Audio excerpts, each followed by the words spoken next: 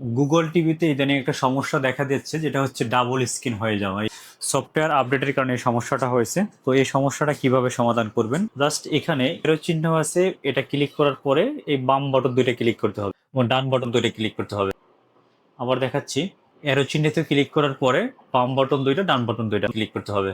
হ্যাঁ, এই অপশনটা যখন আসবে, এখন এইখান থেকে আপনাকে একটা সেটিংস চেঞ্জ করতে হবে। এটা হচ্ছে জেনারেল সেটিংস, প্যানেল সেটিং এ যেতে হবে। প্যানেল সেটিং এ যাওয়ার পর এখানে যে অপশনটা রয়েছে প্যানেল ডিভিশন, এটাকে অফ করে আবার সঙ্গে সঙ্গে অন করতে হবে। আবার এটাকে অন করতে হবে। এখন দেখেন, এখন কিন্তু স্ক্রিন একটা হয়ে গেছে। এতক্ষণ ছিল স্ক্রিন ডাবল, এখন স্ক্রিন একটা হয়ে গেছে। এভাবে যাদের গুগল টিভি ডাবল স্ক্রিন হয়ে গেছে তারা কিন্তু এভাবে সমাধান করতে পারেন। অনেকের ক্ষেত্রে এটা হবে না, সেক্ষেত্রে আপনারা আরও দুইটা পদ্ধতি অবলম্বন করতে পারেন। এই প্যানেল সেটিং বা প্যানেল ডিভিশন এখানে যদি অফ থাকে এটাকে অন করে দিবেন। অন করে দেওয়ার পরে আপনার টিভিটা ইলেকট্রিসিটি লাইন থেকে বিচ্ছিন্ন রাখবেন 10 থেকে 15 মিনিট।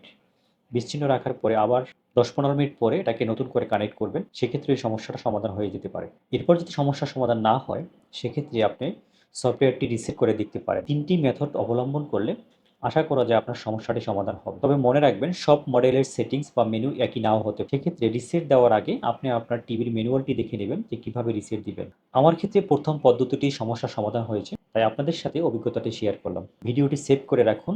ভবিষ্যতে আপনার বা পরিবারের কারো টিভিতে সমস্যা হলে এই ভিডিওটা দেখে সমাধান করতে পারবেন। আর আপনার পরিচিত যদি কেউ গুগল টিভিতে ডাবল স্ক্রিন বা ডুয়েল স্ক্রিন সমস্যার সম্মুখীন হয়, তাকে ভিডিওটি ট্যাগ করবেন। ওকে, ধন্যবাদ। সবাই ভালো থাকবেন।